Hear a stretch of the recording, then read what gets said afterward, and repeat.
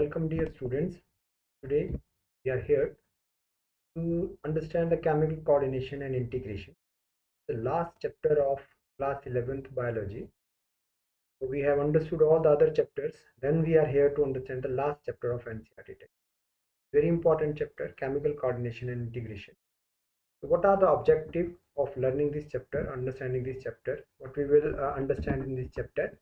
We will know about the position of the various endocrine glands, where they are present in the body, and what are the various secretion, what are the hormones released from them, what are the disorders associated with them. Actually, disorders may be because of the hyposecretion of the hormones or hypersecretion of the hormones. We will also understand the mechanism of hormone action, how they. We will understand the regulation of the hormone secretion. All things known to us by the end of this chapter. So control and coordination in human body takes place at two levels. One is the neural level or nervous level, which we have understood in the second last chapter, the previous one, and the endocrine system, which we will learn, which will we understand. We are going to understand today. So endocrine system, to understand endocrine system, you must understand about the glands. What are the glands? There are two type of glands: exocrine glands and endocrine glands. First of all, we should understand what are glands. Gland is any cell, tissue, or organ which is creating something useful for body. The mode of secretion of the glands is of two types.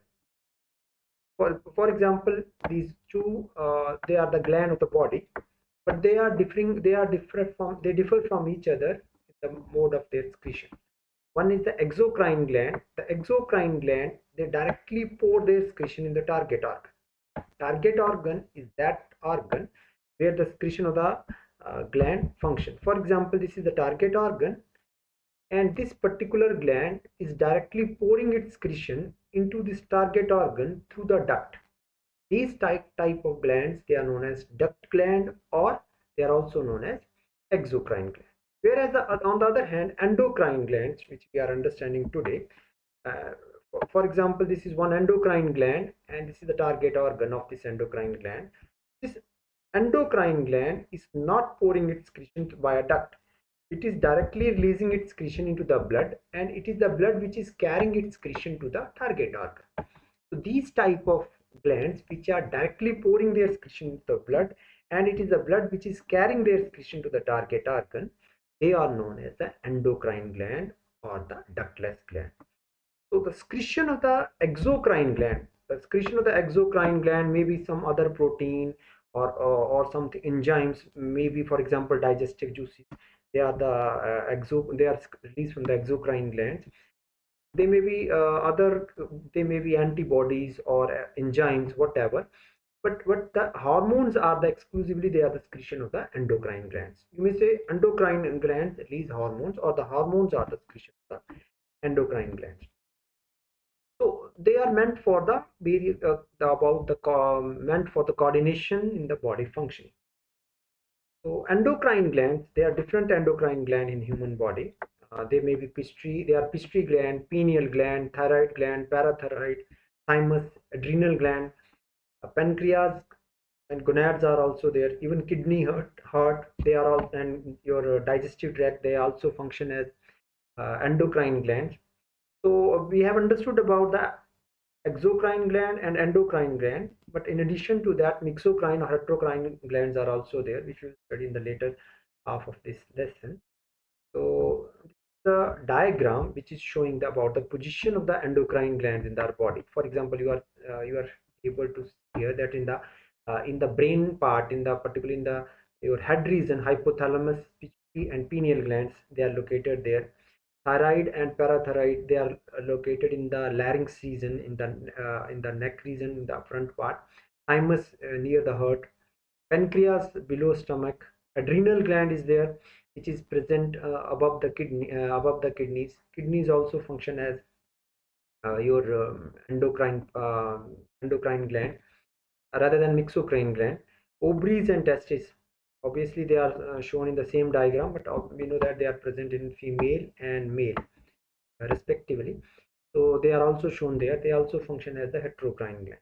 We will understand about all these glands in the later section of this chapter.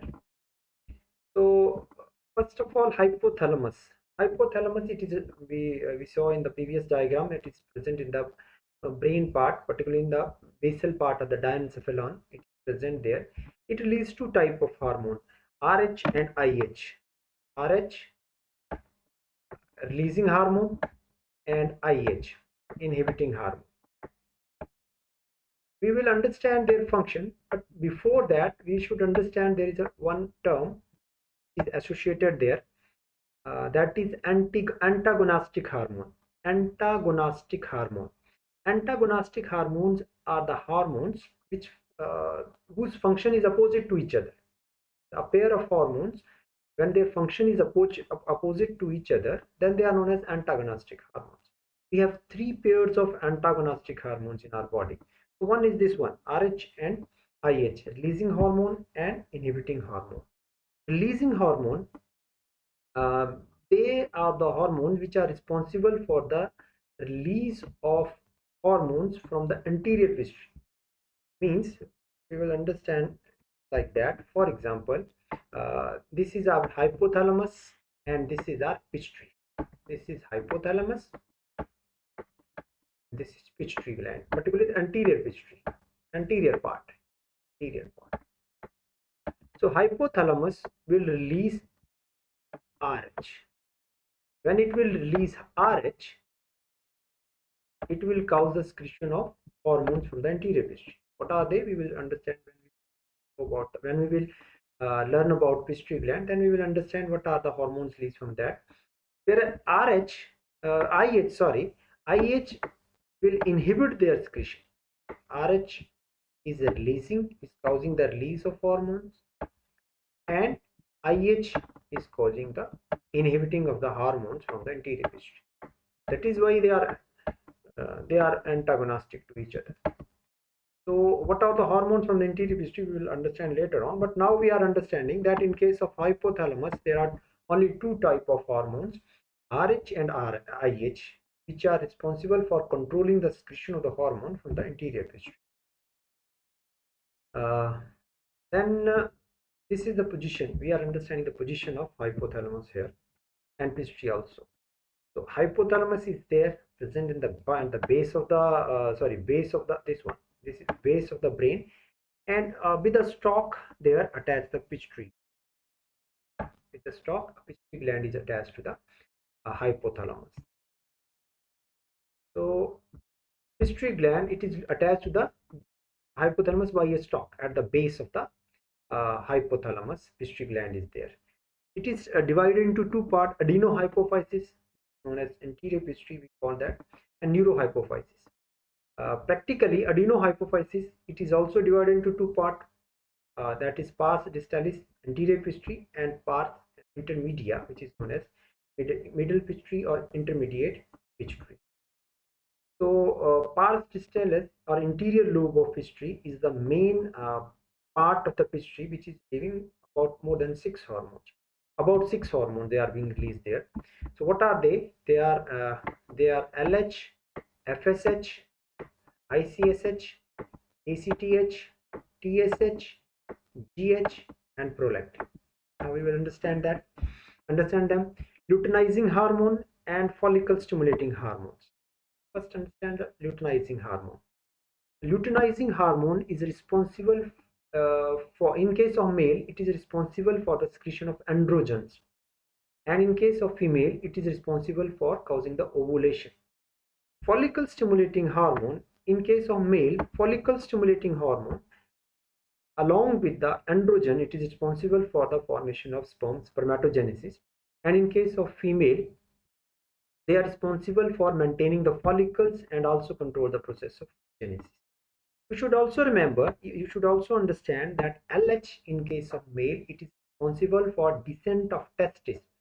Testis practically present inside the main body when the male child is inside the fetus of the mother, in the uterus, when in the fetal stage, when the male child is in the fetal stage, when it is present inside the uterus of the mother, then the testes, in the initial phase, they are present inside the body, and the later phases, under the excretion of LH, they will come outside into the scrotum, and that process is known as descent of testes. This is also one of the important questions: which hormone is responsible for the descent of the testes? You should know luteinizing hormone. Luteinizing hormone is also responsible for maintenance of corpus luteum in case of female. So now these both the hormone LH and FSH, they function on the they work on the gonads, work on the ovary and testes, which are known as gonads. So that is why they are known as gonadotrophies. Collectively, we call them as the gonadotrophies. Next is the ICSH, interstitial cell stimulating hormone. This is exclusively present in the male. It is in a very minor amount in case of male, and it is responsible for stimulating the interstitial cells. Actually, interstitial cells, also known as Leydig cells, they are present inside the testes, and these cells are responsible for the secretion of androgen. Testosterone is released there. ACTH, adrenocorticotrophic hormone, as the name suggests, it is responsible for the secretion of the hormone from the cortex of adrenal gland. Cortex of adrenal gland function under this ACTH hormone. Then thyroid stimulating hormone. Thyroid stimulating hormone, it stimulates the release of the hormone from the thyroid gland. We will understand the hormone of the thyroid laterly, but now we are understanding that TSH function of on the thyroid gland, and in response to the TSH, thyroid gland will release its own hormones. Then GH, growth hormone, it is also known as STH, somatotrophic hormone. They are responsible for the general growth of the body. Long bones, they function under the this GH. STH is also known as STH, somatotrophic hormone or growth hormone. There are certain disorders associated with that also. For example, if the deficiency is there, if the deficiency of GH is there, that will cause the dwarfism. That will cause the dwarfism. But when there is hypersecretion of that, hypersecretion of growth hormone in the kids or in the infants, when the growth hormone they are released in excess right from the beginning of the life of a person, then that will cause the that gigantism. That person will be very large inside, that will cause gigantism. And sometimes the person is normally, its body grow normally up to the age of the puberty, and when the after the age of puberty, certain increase in the GH is there.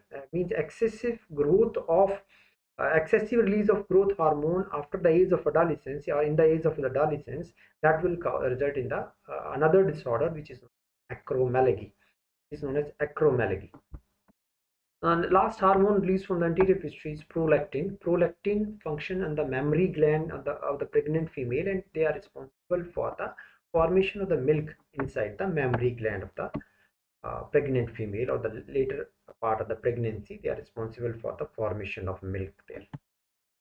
So secretion from the pars media intermediate lobe, it is melanocyte stimulating hormone.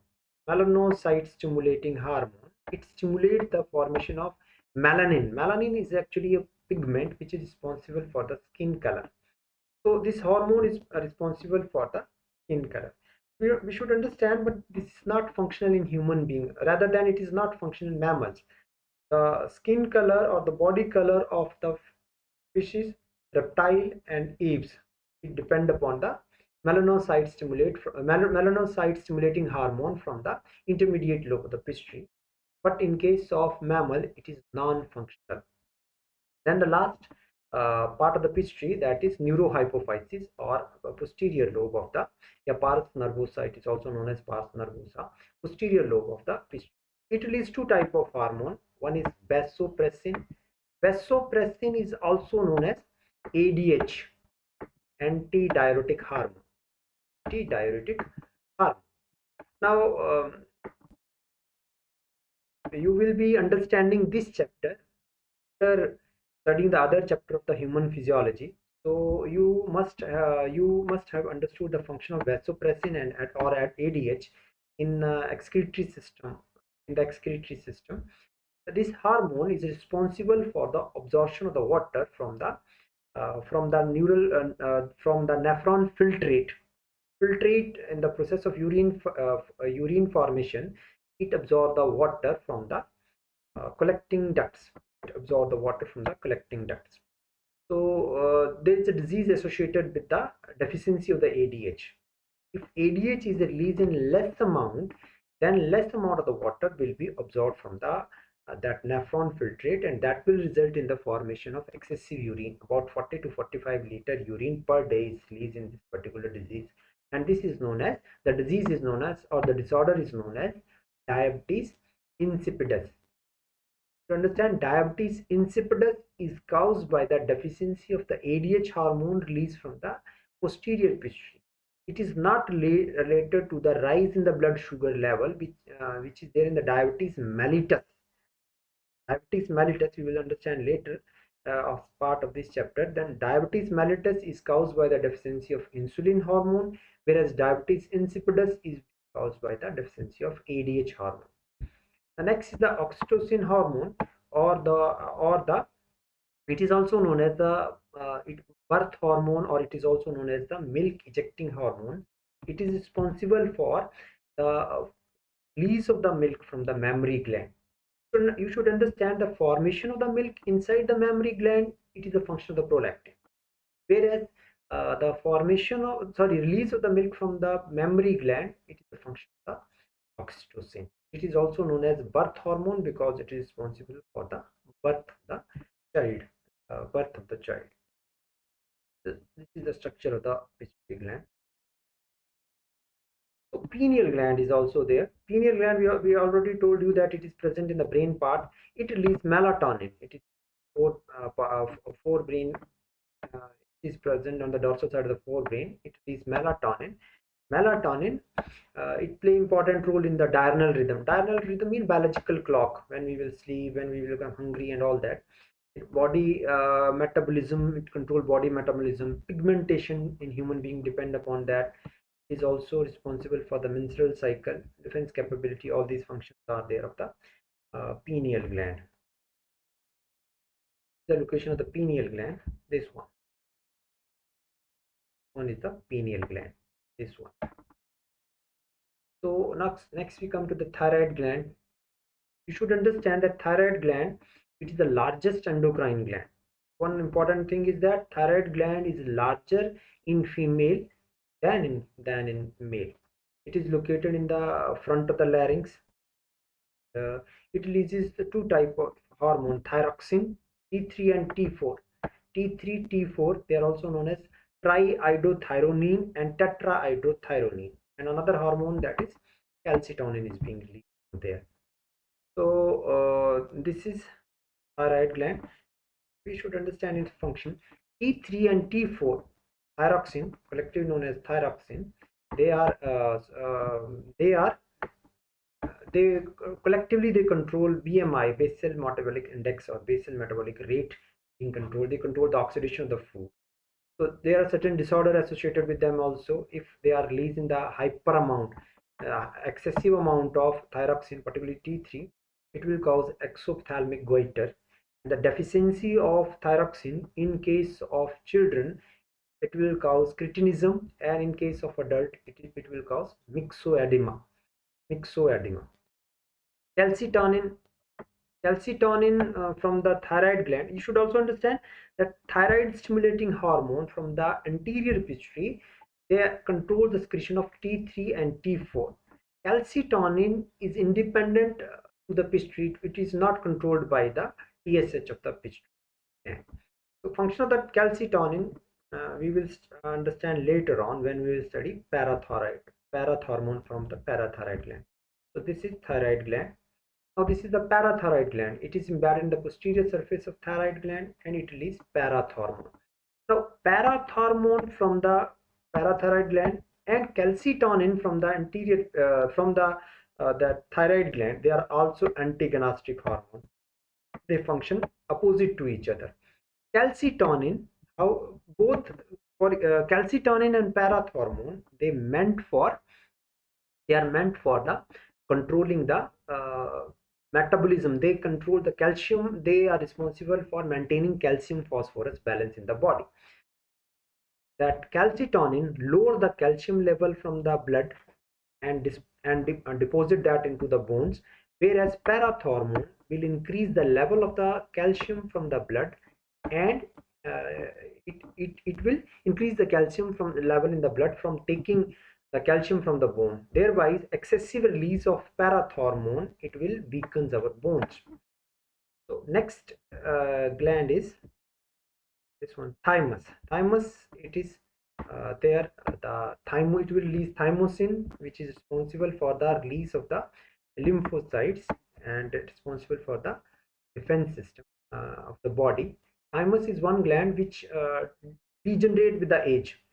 Means as soon as we are maturing, the later part of after puberty period, it will start degenerating. So this is thymus gland. It is present near heart. So adrenal gland. So next is your adrenal gland. Adrenal gland is also known as suprarenal gland. Suprarenal means it is present above the kidney. So there are two parts of the adrenal gland. One is its cortex and other is its medulla. So its medulla releases two hormone, adrenaline and noradrenaline. Excretion 80% consists of adrenaline and 20% noradrenalines. The both are meant to adapt the body in the stress conditions. They help in preparing the body for the emergency condition. Emergency conditions are conditions when high amount of the energy is required. So they do so by increasing heartbeat, increasing our that breathing rate, and all these things happen because of the release of the adrenal gland. Adrenaline from the medulla of adrenal gland. Adrenal glands, the cortex of adrenal gland, it releases three type of hormone: glucocorticoids, which regulate the metabolism of carbohydrate, protein, and fats; mineralocorticoids maintain the balance of the minerals in the body; and sexocorticoids, responsible for the which are responsible for that maintenance of secondary sexual characteristics. So glucocorticoid, for example, cortisol is the example of one means they are actually not single hormone, they are group of hormones. So cortisol is example of glucocorticoids. Mineralocorticoid, aldosterone, you studied in that excretory part of human physiology, is also the example of the mineralocorticoids.